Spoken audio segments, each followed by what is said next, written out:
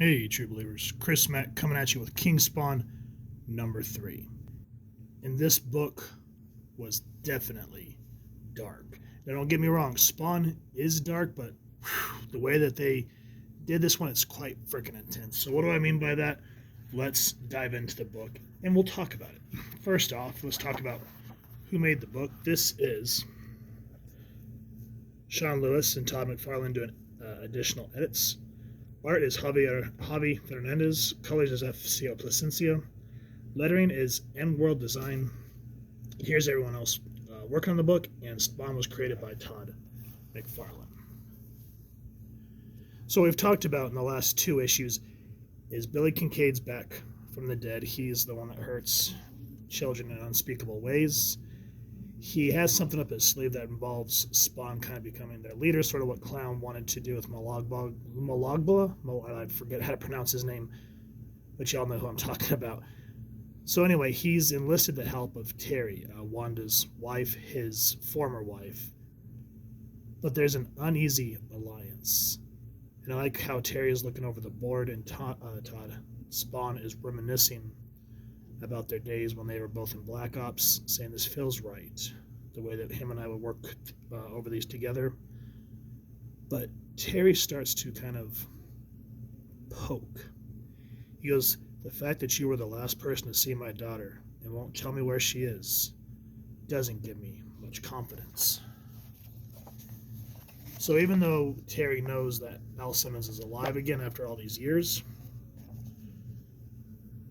Spawn has taken Cyan and hidden her because they want to use her as a pawn to hurt Spawn, just like they did with Wanda. Spoilers if you haven't been keeping up with Spawn, Wanda has passed, she is dead.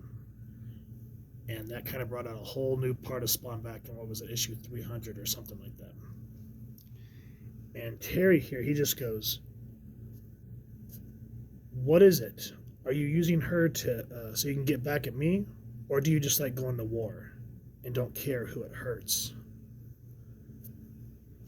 And I love the use of the artwork here. He goes, I like war. And just the way the whole image becomes distorted really sets the tone of what's going on. And Terry just doesn't give up, but he just sort of heartbroken. He goes, look at you. Look what you've become. You're pathetic. And so Spawn says, you want to know what I've become? He's just talking about how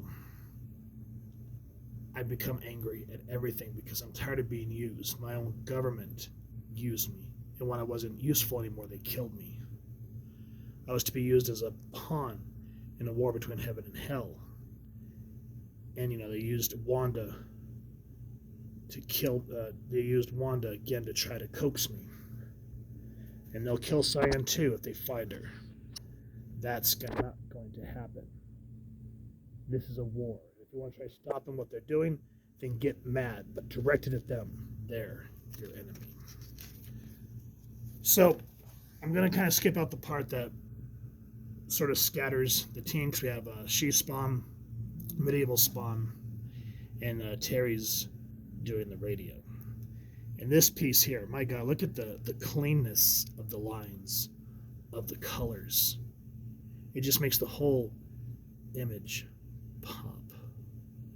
And the dialogue, talking about how the elites usually dress, overzealous, almost godlike, to just show that, to throw it in people's face.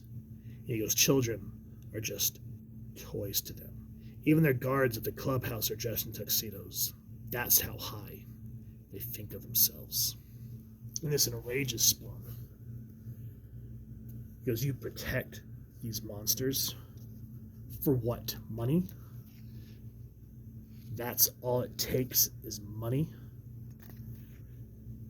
So before you both die, pray I don't hand over your own children to them. And that's a poke at modern society, and I just love how they use it organically in the story so it doesn't feel preachy or overused. So when the book starts to get harrowing, here's what happens. We start hearing this clunk, clunk, clunk. So Spawn goes deeper into this mansion, and he sees a child playing with this crown. And I don't want to give away who this child is, but he's encompassed by all these cultists of Psalm 137. And they're like, the king, he's here. No, I'm not. He goes, I'm here to avenge death. And then basically it says that Spawn's chains and he himself are itching for blood.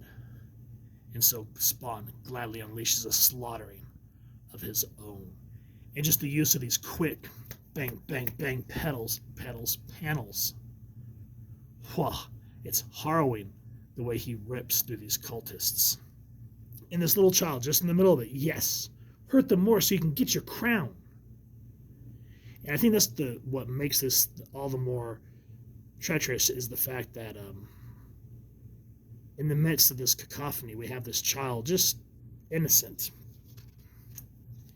And that's, again, that's what's supposed to be setting here. So again, we get a moment with medieval Spawn, she-Spawn.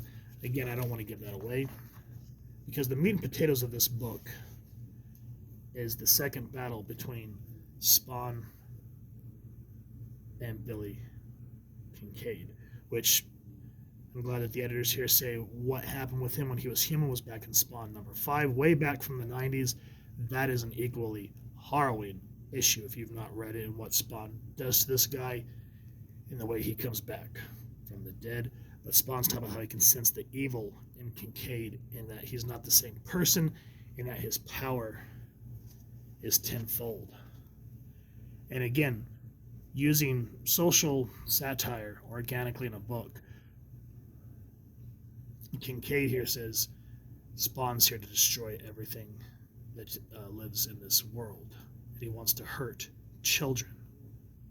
And the kid's like, but you can stop him, right? Yes, I'll stop him. Just like how he stopped me, stopped your soul from leaving, because the portals to heaven and hell are closed.